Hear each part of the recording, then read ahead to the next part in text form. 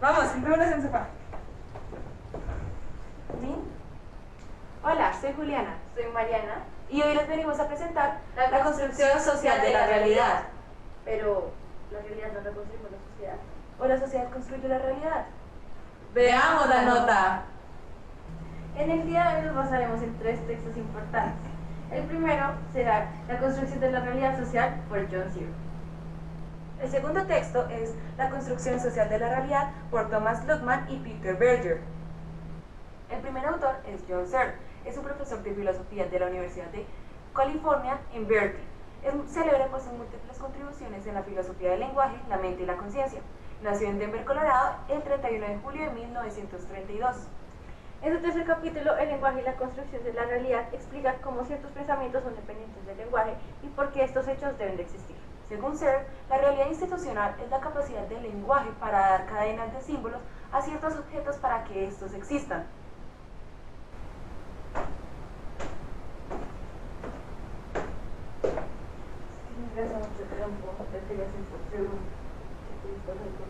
Sí.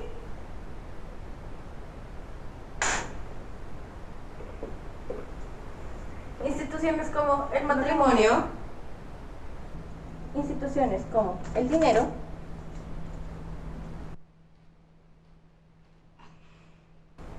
o la propiedad.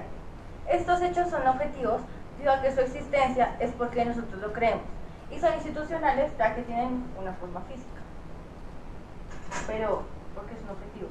Son objetivos porque antes de su existencia no tenían cadenas de símbolos, es decir, no tenían lenguaje. Después de que nosotros le otorgamos ese lenguaje, tomaron forma física. Finalmente, los hechos dependientes e independientes son otro tipo de hechos. Los dependientes son aquellos que parten del lenguaje para que estos existan. Los independientes son instintivos y biológicos debido a nuestras necesidades, tales como el hambre y la sed. Pues es que tenemos todo esto, ¿cierto? Sí. En segundo lugar, hablaremos de Luckmann y de Berger.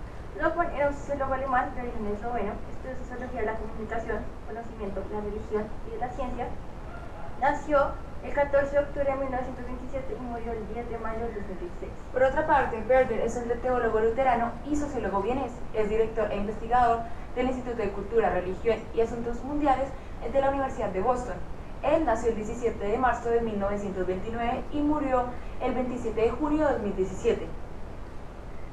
Según los autores, el mundo y lo que lo constituye está hecho por variables, es decir, el interlocutor cambia su diálogo dependiendo de cómo se transforme la realidad subjetiva o una colectiva. Existen dos tipos de realidades, la subjetiva y la colectiva, mediante 3 procesos. Primero, la exteriorización, que es la expresión de tu ser.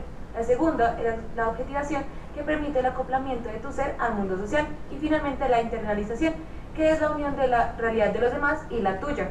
Estos procesos son originarios del ser humano porque permite la comprensión de los procesos subjetivos simultáneos para que entienda los de los demás. Teniendo en cuenta que un laboratorio tiene ciertos implementos, como la socialización primaria, La socialización secundaria, situaciones, los roles y los factores. ¿Nos falta algo más?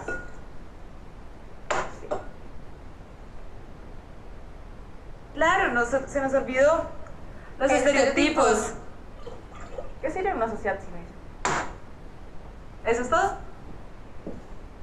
El primer elemento es la socialización primaria, que es la primera experiencia en que un niño se enfrenta al mundo por medio de sus padres. Esto ayuda a su formación ya que identifica roles y actitudes, cristalizándolos en su identidad por medio del proceso de internalización. Indudablemente el mundo infantil es masivo y real. ¿Por qué? Es bombardeado de conocimiento. El sujeto A debe aprender un conocimiento X y el sujeto B un conocimiento Y. Y cuando estos dos se unen, se crea la interacción, que es el fundamento de lo social, es decir, los actores sociales intercambian conocimiento. Oye, ¿cómo era la de sociolingüística? Hiperesterístico. Hipocorístico, sí, te calmas. Discúlpame. Ahora todo el conocimiento relevante adquirido será por medio de individuos en lo referente a él. Adquirirán nuevo vocabulario de roles y alegorías de la sociedad. Sin embargo, este se puede ver afectado por las relaciones de afectividad y desde el punto de origen del hogar.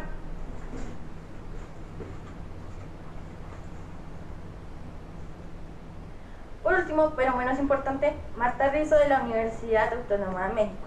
Esta lo estudia por medio de la interacción, intersubjetividad y universo simbólico, más bien, la teoría pragmática del loco. Como individuos en permanente vínculos e interacción de sus semejantes, podemos crear sujetos en los cuales podemos crear la sociedad mediante el deslizamiento de la realidad.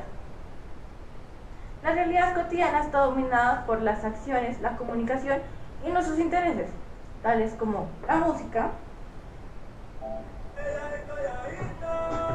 bueno, mucho, demasiado, los deportes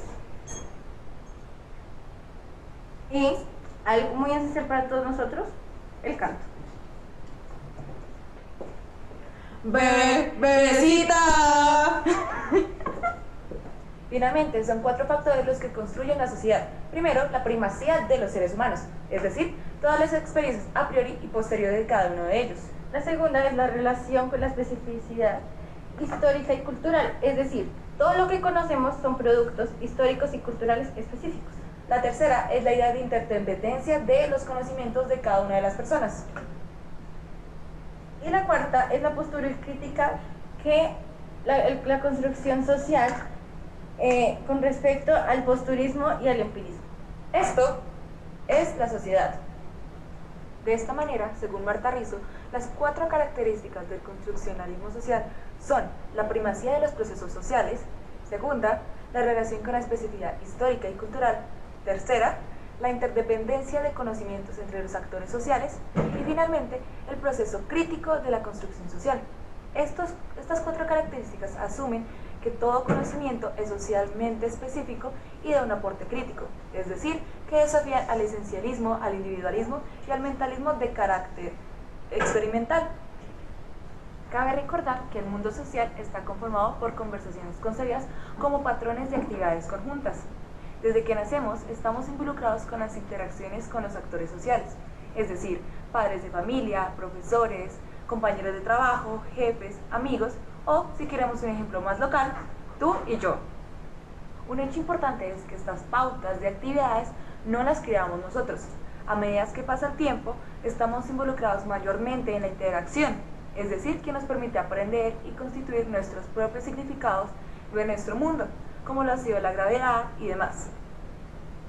Gracias al mundo conocido y las experiencias compartidas, tenemos ciertas indicaciones para interpretar los símbolos a partir de la intersubjetividad, es decir, que 2 actores como el sujeto A y el sujeto B se escuchan y comparten diferentes perspectivas, lo que permite que estos obtengan conocimientos iguales.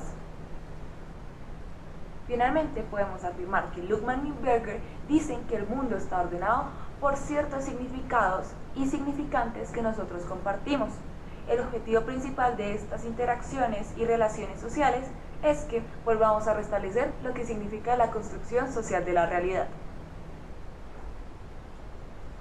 Para sintetizar todo lo dicho en esta OA, aunque suene muy obvio, sin lenguaje no hay comunicación. No obstante, el uso de secuencias sonoras y símbolos ha disminuido debido a la nueva expresión que es el cuerpo mediante el lenguaje de señas. Nosotros somos los encargados de crear la realidad social en la que vivimos. Esto se crea a partir de las interacciones, es decir, los procesos de relaciones e intercambio de perspectivas. Nunca una perspectiva es absoluta. Bueno, y esto es todo por hoy. Espero que hayan aprendido mientras que se divertían. ¡Ua! ¡Ua!